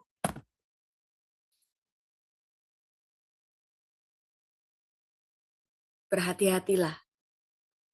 Karena kadangkala yang paling merusak hidup kita itu juga komunitas.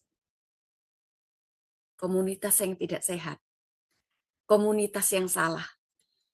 Komunitas yang isinya orang-orang yang iri, orang-orang yang nggak kepingin lihat orang lain maju, orang-orang yang sukanya begitu lihat orang lain baru maju satu langkah, kepinginnya jatuhin dia kalau bisa sampai nggak bisa bangun lagi. Jauhilah komunitas yang seperti itu. Karena kalau komunitas yang sehat, maka komunitas itu akan membangun dan menolong setiap kita untuk kita bisa bertumbuh. Bahkan kalau bisa, ayo, apa yang kamu perlu? Nah, itu. Komunitas yang seperti itulah yang kita perlu. Bukan begitu lihat orang lain maju sedikit, kita langsung cari cara. Apa ya yang mesti tak bikin ya supaya dia jatuh.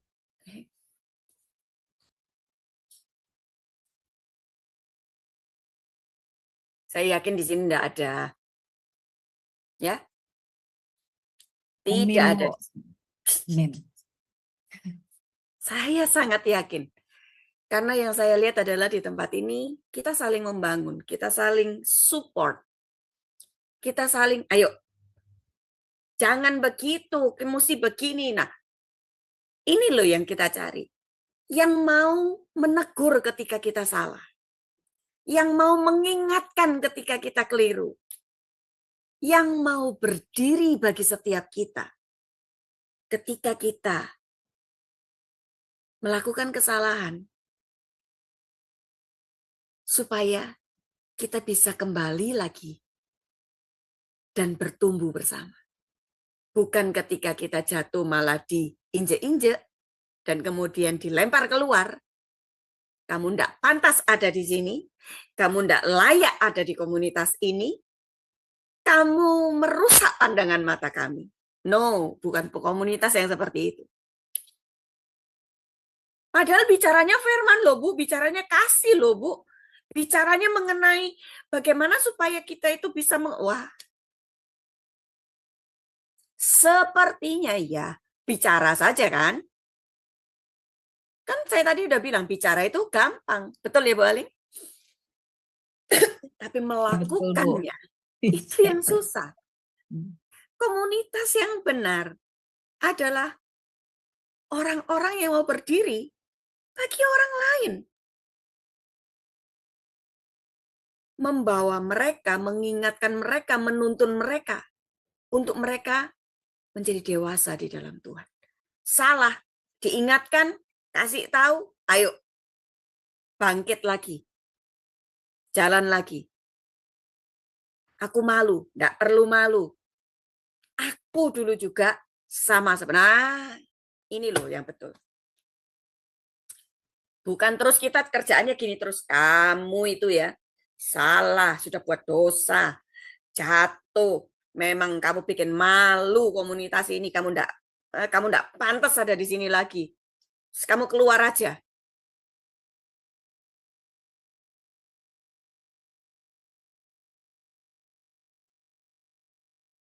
Apakah kita sudah betul diri kita? Apakah sudah paling benar, paling sempurna, paling kudus? Sudah melakukan setiap firman? Saya kira enggak. Setiap kita sedang berjuang bersama-sama. Setiap kita sedang mengerjakan keselamatan yang Tuhan beri bagi setiap kita.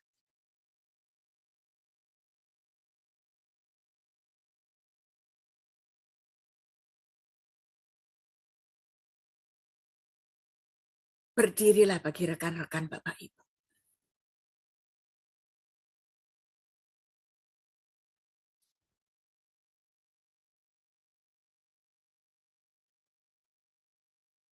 Gereja adalah tempat untuk kita mereparasi orang-orang yang rusak.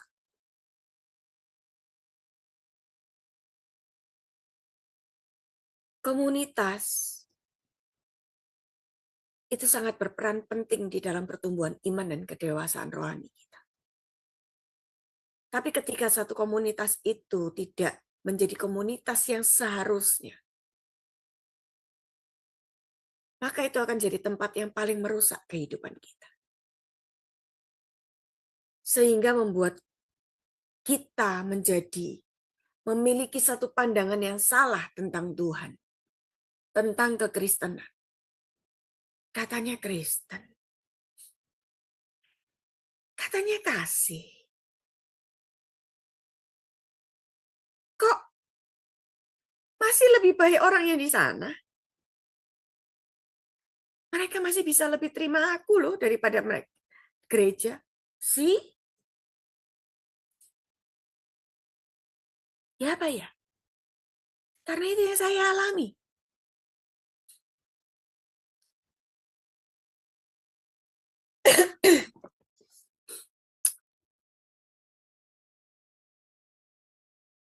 Yang kelihatan dewasa, belum tentu dewasa. Yang kelihatannya tahu firman, belum tentu mereka bisa melakukannya dengan baik. Berbicara itu gampang, Bapak Ibu. Tapi melakukan firman, itu yang seharusnya kita kejar, kita berusaha melakukannya dengan sungguh-sungguh dalam kehidupan kita. Untuk siapa? Semua orang. Mau orang yang kenal Tuhan, orang yang tidak kenal Tuhan. Mari kita melakukannya untuk mereka.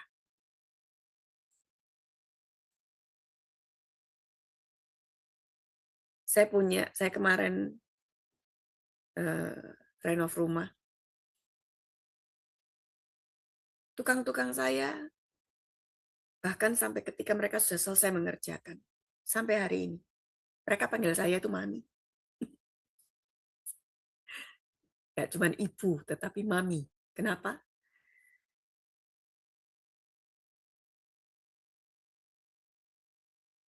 menghidupi apa yang saya sedang katakan sama Bapak Ibu sekarang.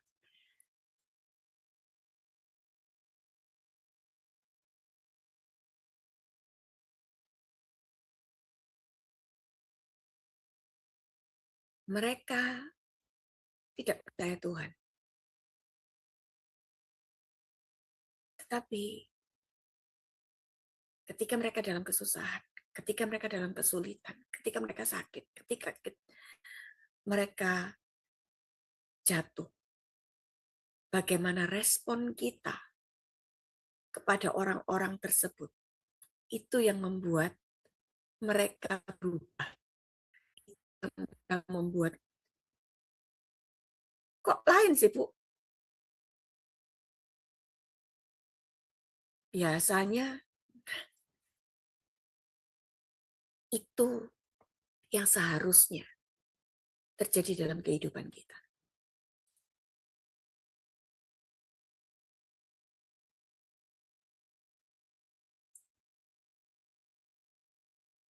Ketika kita jatuh,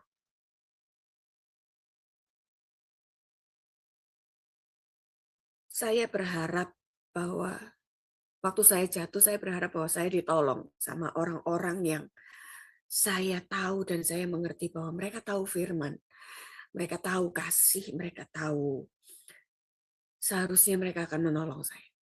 Ternyata enggak. Mereka justru meninggalkan saya, mereka justru menjauhi saya, mereka justru mengata-ngatai saya di belakang saya, mereka justru menuding saya, mereka dan lain-lain.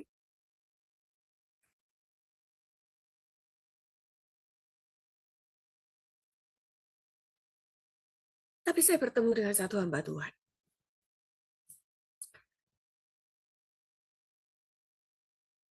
Dan pada itu merubah pandangan saya tentang bagaimana seorang Kristen itu seharusnya. Ketika dia bicara seperti itu, saya akan berdiri buat kakak.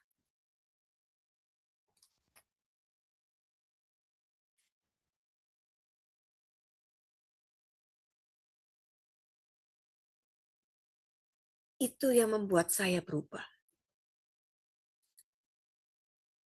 Itu yang buat saya melihat bahwa ternyata kalau kita melihat dari kacamata Tuhan, itu berbeda dengan kacamata yang manusia pakai untuk melihat setiap kita.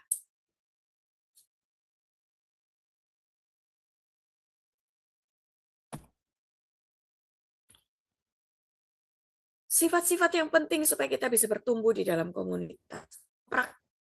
Nilai-nilai yang kita pelajari. Nah, masalahnya adalah ketika ya seperti yang tadi saya bilang, tidak semua orang di dalam komunitas bisa mempraktekkan nilai-nilai yang sudah mereka pelajari. Keterbukaan, akuntabilitas, pertanggungjawaban kepada saudara seiman, tidak bisa. Mulai perubahan itu dari diri kita sendiri. Bagaimana cara kita bersikap, bagaimana cara kita bicara, bagaimana cara kita berpikir, mengambil keputusan, itu yang harus kita rubah. Kemudian kita harus mengkonsumsi suplemen rohani setiap hari. Mazmur pasal yang pertama, ayat yang pertama sampai ketiga. Berbahagialah orang yang tidak berjalan menurut nasihat orang fasik, yang tidak berdiri di jalan orang berdosa, dan yang tidak duduk dalam kumpulan pencemooh. Tetapi tertanam di tepi aliran air yang menghasilkan buahnya pada musimnya, yang tidak layu daunnya. Apa saja yang diperbuatnya berhasil. Dan Lukas 13 katakan, Tuhan biarkanlah dia ditumbuh tahun ini lagi. Kalau dia tidak bertumbuh apa? Aku akan mencangkul tanah sekelilingnya. Dan kemudian ini. Dan kesukaannya ialah Taurat Tuhan yang merenungkannya itu siang dan malam. Ia seperti pohon dan diberi pupuk. Gini loh Bapak Ibu. Waktu yang tadi kita baca di Lukas tadi. waktu pohon itu mau disuruh buang, si hamba ini bilang, Tuhan jangan, biarin tumbuh. Biarin aja dia tumbuh. Aku akan mencangkul, aku akan kasih pupuk supaya dia bisa bertumbuh. Siapa tahu tahun depan dia bisa menghasilkan buah. Dia masih punya harapan.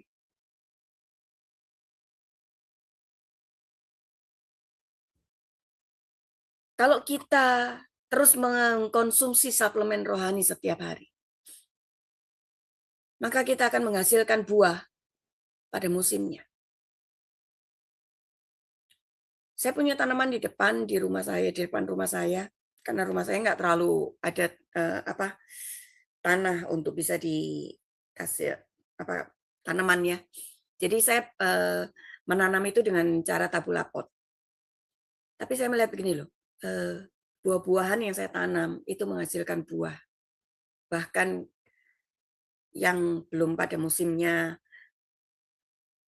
itu mereka tetap berbuah. Jadi saya melihat ketika kita memberi pupuk, ketika kita, yang saya lakukan adalah kadang saya bicara sama tanaman yang saya tanam gitu ya. Akarnya yang kuat ya, punya akar yang kuat ya, dahannya yang kuat, yang lebar, yang tebal, daun-daunnya yang hijau, tumbuh yang lebat ya, kemudian hasilin buah yang besar, yang banyak. Itu ternyata berpengaruh. Ketika kita mengkonsumsi suplemen rohani setiap hari, memperkatakan firman setiap hari, maka itu akan membuat satu pertumbuhan yang tanpa kita sadari, itu jadi bekal buat setiap kita, jadi pupuk dalam kehidupan kita. Berbahagialah orang yang tidak berjalan menurut nasihat orang fasik. Ini yang akan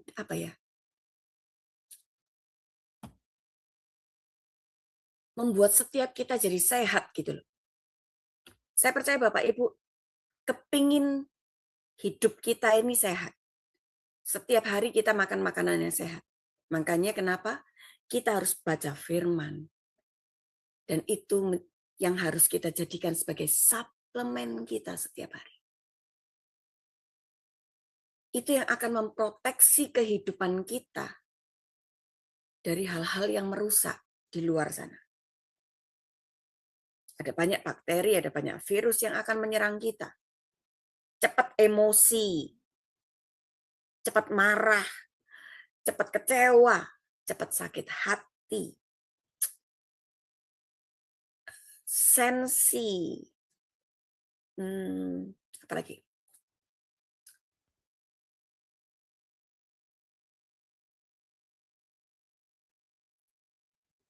Hal-hal itu merusak setiap kita. Kalau kita tidak maintain hidup kita dengan setiap suplemen rohani yang membuat kita terbebas dari bakteri-bakteri itu. Tapi kalau kita rajin baca, maka itu akan menguatkan setiap kita. Jadi mari kita terus bisa bertumbuh, kita bisa terus berjaga-jaga, karena lawan kita itu juga terus berjalan sekeliling kita. Dia tidak berhenti. Orang-orang yang berusaha menjatuhkan kita, mereka yang tidak suka lihat kita naik, itu mereka terus berkeliling, mereka terus cari cara. Begitu juga dengan iblis. Mereka terus berkeliling sekeliling kita. Lobang yang diperlukan untuk menjatuhkan kita tidak perlu lobang yang besar. Tidak. Sedikit aja, kecil aja. Lobang jarum itu tadi. Kamu kasih aja. Kita kasih itu kepada iblis. Hancur kita. Makanya Paulus bilang begini, tetaplah berdoa.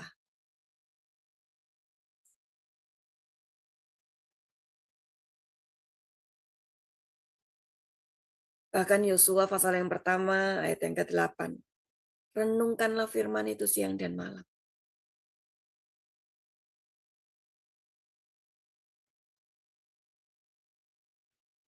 Supaya kita bisa bertindak hati-hati.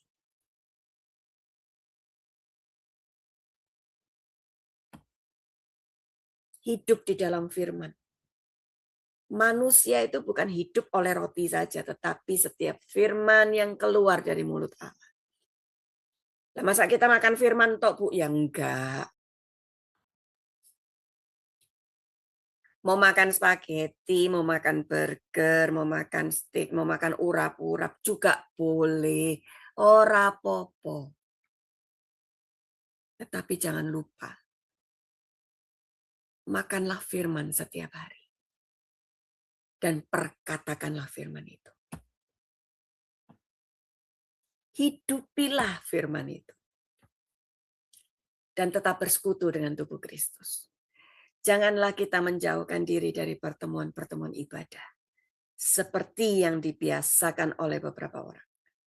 Tetapi marilah kita saling menasehati, makin giat melakukannya menjelang hari Tuhan yang mendekat.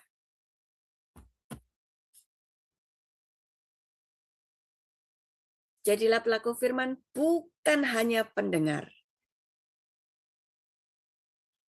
Sama seperti tadi yang saya bilang. Jangan kita cuma jadi pinter ngomong, pinter ngajar, tapi ora bisa ngelakoni. Pinter ngomong, ra iso ngelakoni. Koyok gajah dibelangkoni.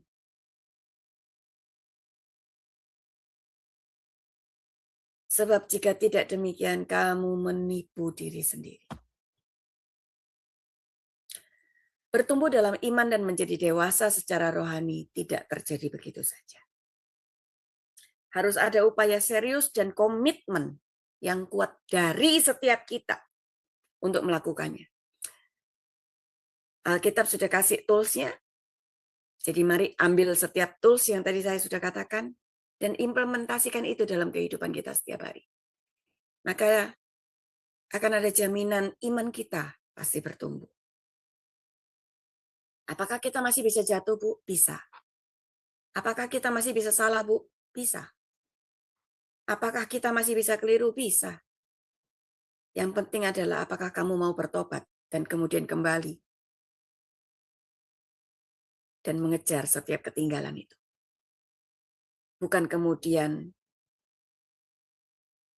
jalan di tempat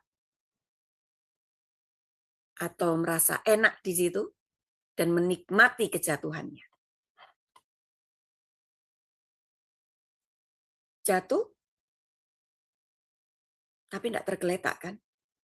Bangunlah. Berdirilah. Berjalanlah dan kemudian berlari. Mengejar ketinggalan dan ketinggalanku.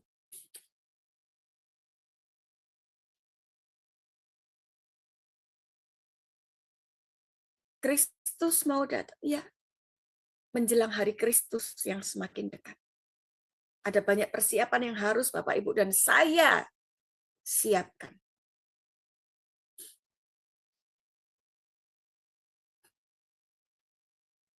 Jadi mari, saya akan selesai setelah ini.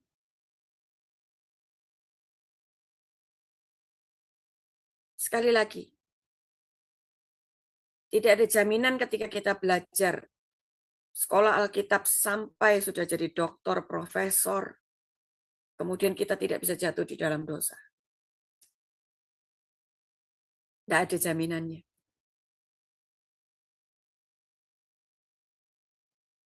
Tetapi, kalaupun kita jatuh,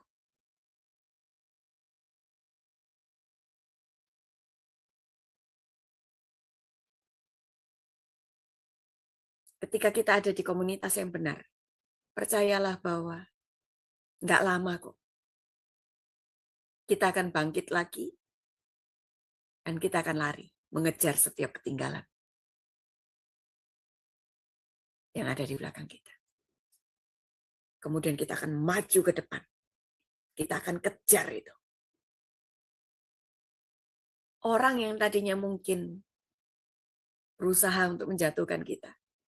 Mereka mungkin akan terkaget-kaget lihat kita berlari, mungkin bahkan bisa mengungguli mereka. Kita mungkin dulu punya kontribusi yang besar buat mereka. Tapi kalau mereka kemudian sekarang membuang kita, artinya sebetulnya mereka takut karena mereka melihat kapasitas kita ternyata lebih besar daripada mereka.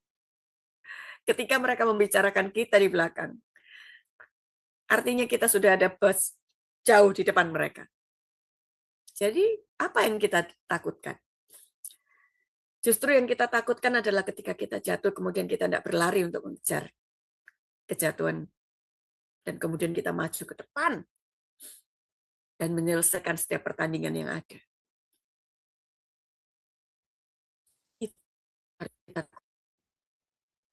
Jadi carilah komunitas yang sehat, di mana Bapak, Ibu, dan saya bisa bertumbuh dengan baik, di mana kita bisa bertumbuh semakin luar biasa,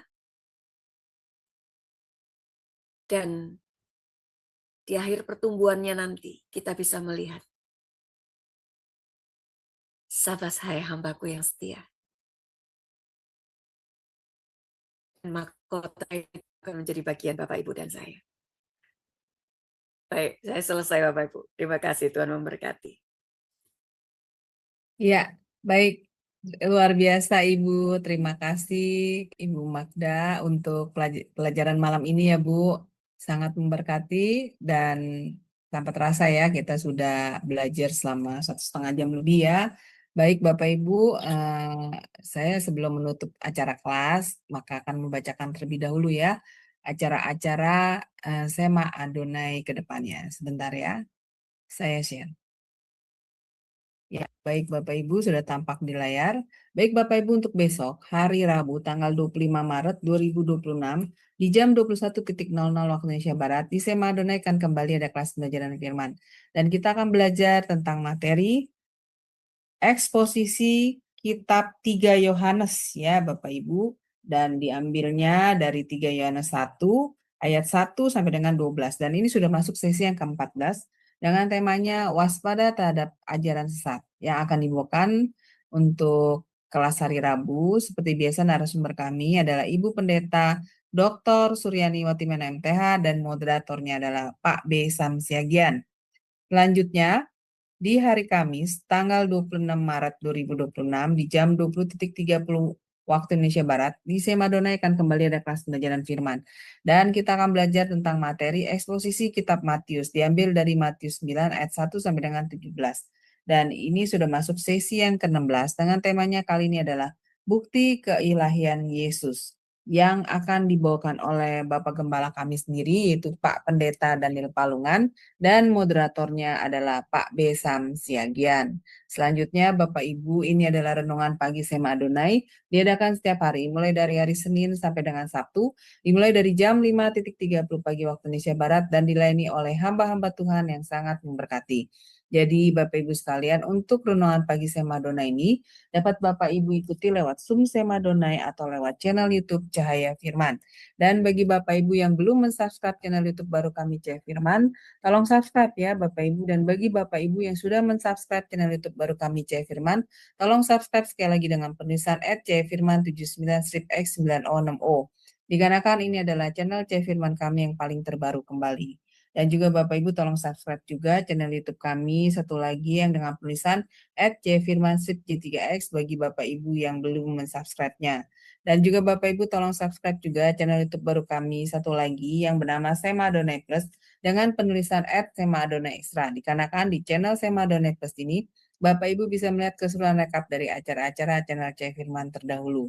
Dan juga tolong bantu share ya Bapak Ibu channel Cahaya Firman ini kepada yang lain supaya semakin banyak juga orang-orang yang bisa mengikuti acara kelas Sema Adonai lewat channel Cahaya Firman, terutama program-program dari Sema Adonai yang tidak di-live-kan di channel-channel lain seperti program Renungan Pagi Sema Adonai, kemudian Renungan Pagi dari Bapak Gembala kami sendiri yaitu Pak Pendeta Daniel Palungan yang diadakan setiap hari Jumat 1 kali dalam seminggu dan juga ibadah online Sema Adonai. Dengan Bapak Ibu membantu men-share channel Cahaya Firman kepada yang lain, sekaligus Bapak Ibu telah membantu channel kami Cahaya Firman untuk menjadi lebih berkembang dan menjadi berkat lagi bagi banyak orang. Terima kasih Bapak Ibu atas perhatiannya dan juga terima kasih ya Ibu Magda untuk pelajaran malam ini. Sangat memberkati sekali bagi kami semua dan memberikan satu pemahaman ya, pencerahan bagi kami semua untuk bagaimana kami agar bisa bertumbuh ya Bu, iman kami ini di dalam kasih karunia Tuhan ya. Jadi udah disebutkan tadi ya Ibu tools-nya ya, berarti cara-caranya, tinggal sekarang bagi kita semua mau nggak mempraktekannya, itu aja yang terpenting ya. Baik, terima kasih Ibu Magda untuk pelajaran malam ini sangat memberkati dan kita akan mengakhiri kelas pembelajaran kita, dan jika Ibu masih punya closing statement-nya untuk kelas Ibu dipersilakan, lalu pimpin doa bagi kami semua. Dipersilakan Ibu. Oke, baik. Saya kira sudah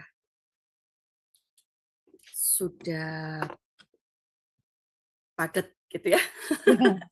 Jadi mari kita terus melangkah di dalam kasih karunia Tuhan yang sudah Tuhan percayakan bagi setiap kita.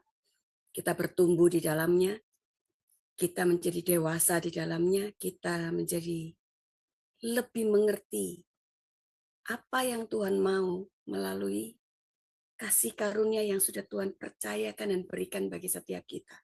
Nggak cuma sekedar kita menerimanya, tetapi mari bertumbuh bersama. Amin. Dan kita jadi orang-orang yang mau berdiri buat orang lain untuk bersama-sama bertumbuh. Baik, mari kita berdoa.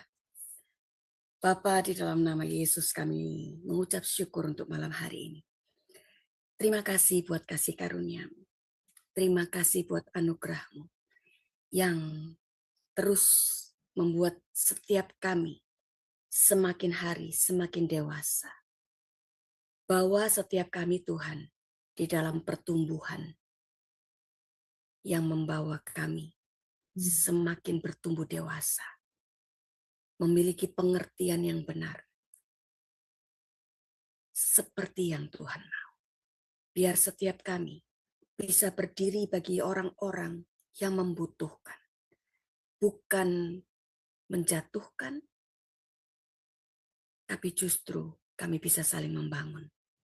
Kami bisa mendorong orang lain untuk mereka jadi lebih baik lagi di dalam Tuhan. Terima kasih. Kami percaya saat ini mungkin ada banyak kami ada di dalam menjalani proses. Kami sedang ada di dalam perjalanan menuju pertumbuhan itu. Ada banyak penghalang, ada banyak hambatan. Tetapi ketika kami ada di dalam satu komunitas yang benar, ketika kami memiliki orang-orang yang mau berdiri bagi setiap kami tahu kami tidak akan berlama-lama.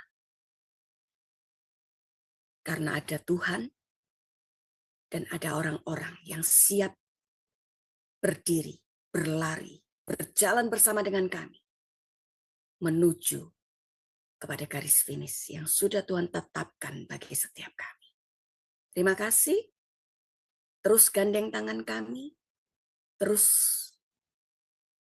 bawa kami semakin hari. Dari kemuliaan yang satu kepada kemuliaan yang satu kepada kemuliaan yang satu lagi. Sampai Maranatha, Tuhan Yesus datang yang kedua kali. Dan berkata, Sabaseham engkau hambaku yang setia. Karena itu Tuhan, kalau sebentar kami akan berpisah, tetap kasih dan pemeliharaan Tuhan ada atas setiap kami. Di dalam nama Yesus. Amin. Amin. Ya, terima kasih Bu Magda untuk pelayanannya ya Bu, juga untuk pelajaran firman-Nya malam ini sangat memberkati, dan semoga pelayanan Ibu juga selalu diberkati Tuhan, lebih dan lebih lagi menjadi berkat bagi banyak orang, dan Ibu sekeluarga juga selalu dalam perlindungan, dalam berkat, dan juga diberikan kesehatan oleh Tuhan ya, amin. Baik Bapak Ibu sekalian, terima kasih untuk kebersamaannya dengan tim Sema Adonai.